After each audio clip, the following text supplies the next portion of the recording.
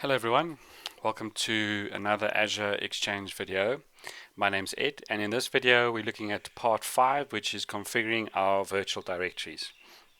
Now in part 4, which is broken up into 5 smaller parts, we basically did the prerequisites for Exchange, we extended our schema, and we prepared AD, we installed Exchange, and then we basically installed the security update, which is vitally important. So as mentioned, we're going to be doing the virtual directories today. So for those new to Exchange, you launch the Exchange Admin Center, you click on servers and then virtual directory, and all your servers that are in this environment will be listed here. Now obviously I only have one, so it'll only show this one. So of all of these URLs, we can set them all via the GUI interface. However, auto discover, if we double click on it, you'll notice that we can't set anything like this. Right, so the first thing to do is we're going to set auto discover. So I've got the commandlet. So we're going to say set client access server. We specify the server name, and then we set the URL basically to match what we're going to have on our certificate. Right.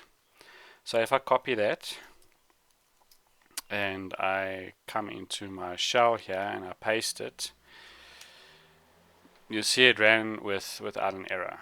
Okay, so now going to the virtual directories.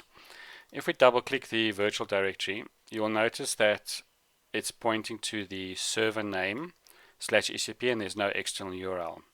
So what we can do here is, excuse me, we can change this to lab.com, and I'm going to basically use this pretty much for everything in all my URLs, and I'm going to click save. Now it'll tell you that because you've changed ECP, you need to change OWA as well. It does take a couple of seconds, so there you go. It says you've changed the internal external URL of ECP. Please make sure you change the OWA virtual directories. So we can now go to web services. You can see that I have already set these. I just wanted to show you the other ones. If I was doing hybrid to 365, I can enable obviously MRS proxy here. You see there's my domain name /ews/exchange.asmax. That is for EWS. And the next thing is ActiveSync. So what we do here is we fill that in and we paste it again. I just want to copy this for the next one. And we click save. Then we go to the offline address book, same thing, copy, paste, and then the same for obviously for OWA. We just fill in these details, mail.exchangelab.com, copy that, paste that. Notice I'm not changing anything with regards to anything else. I forgot actually what I wanted to say there. PowerShell leaving untouched because it's not going to be touching or going external. Now Outlook Anywhere, if you go click on servers and you double click on the server itself, you go to Outlook Anywhere and you'll see that it obviously doesn't have mail, doesn't have anything set. Exchangelab.com, and then I'm just going to set this to basic and I'm going to save it. So that is pretty much configuring your URLs. If you wanted to go and change for example Mappy, now remember Mappy in the organization is not enabled by default unless, so let's go check, get organization config format list. So MapiOverHTTP, even though we've configured the URL for Mappy, we haven't enabled it. Now obviously there are requirements needed for Mappy to work. You need OAuth and to be configured on your virtual directories because you're probably going to be running hybrid and you want modern auth enabled.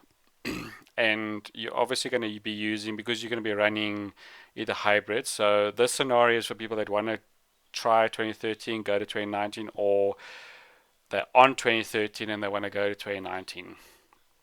So you can see that because this is a brand new installation, there's no other servers or other versions. It's set to false. So we're going to also set this to true. So sorry for the caps. Set organization config minus MapiOverHTTP enable true.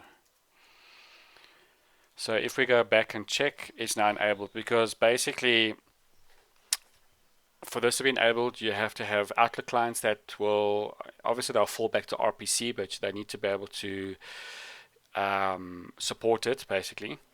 And secondly is you want to make use of Mappy compared to RPC, because it's a lot faster. And when you can, in the later videos when we connect and using Outlook, and I'll show you how to use Bearer, so, or make sure that your Outlook's connected using Bearer, that's modern auth, then Outlook will be connecting via Mappy but also using modern auth. So that's later on, but you can see because we enabled Mappy,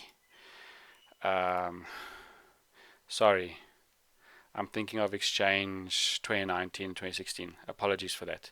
There is no Mappy here, but I did enable Mappy here for you. So apologies for that. Got just a little bit sidetracked with the versions there. So you'll notice in 2019 when we do the video that you'll see that there will be a Mappy virtual directory here as well.